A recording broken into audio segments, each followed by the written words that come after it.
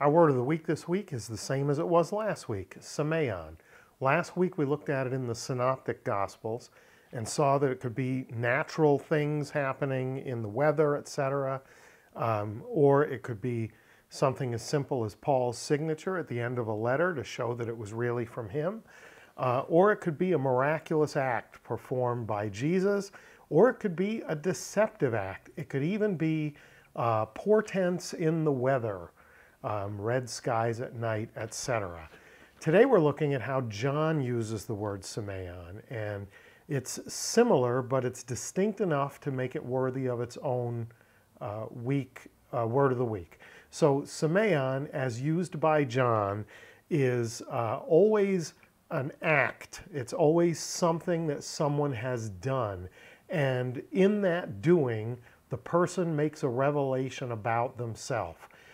Predominantly, we see this in the case of Jesus, in that the things that Jesus does show who he is to people, and they respond to what they see him do.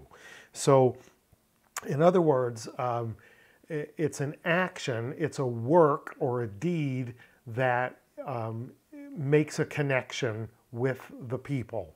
So let's jump right in and take a look at John chapter 20, verses 30 and 31. This is from the ESV.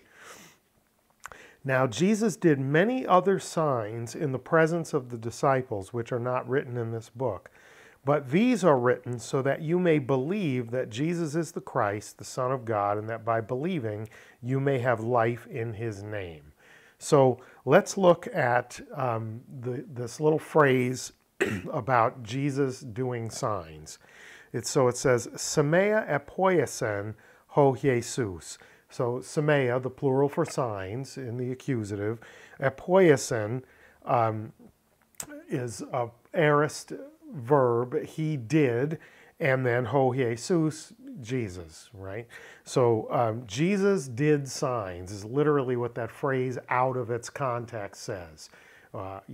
Jesus did signs. So notice in the exposition that we got from John in John 20, verses 30 and 31, he tells us that by virtue of Jesus doing signs, signs are not just something that happen, signs are not just something that appear. For John, Jesus did these signs, and the result is that his disciples believed in him, and they pass this down to us, and as we read them, we are encouraged to believe in him. So signs are things that he did. Next, let's look at an example of Jesus after he has fed the multitude, thousands of people have eaten. In John 6, verse 14, we read this. When the people saw the sign that he had done, ho epoiesen semeion, they said, this is indeed the prophet who is to come into the world. So again, the sign is something that Jesus had done. Feeding the multitude revealed to the people something about Jesus. What was it? They said, they saw what he did and they said, this must be the prophet that we've been waiting for. How do we know? Because he's doing something that only someone sent by God could do.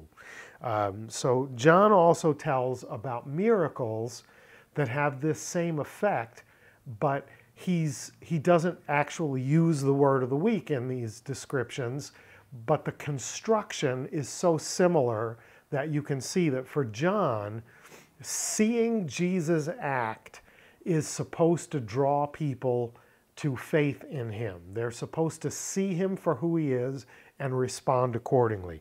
So, for instance, when Jesus heals a blind man, he deals with his eyes and the guy can see a little bit, and then he does some more and he can see better. We read in John 9:17 these words. So they said again to the blind man, what do you say about him since he has opened your eyes? He said, he is a prophet. So even though we don't get the word sign in here, the theme carries through.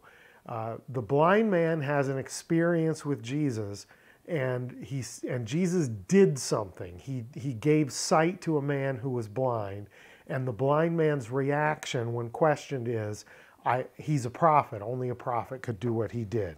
If you look at John 4:16, you'll see a similar example, and also John 7:40.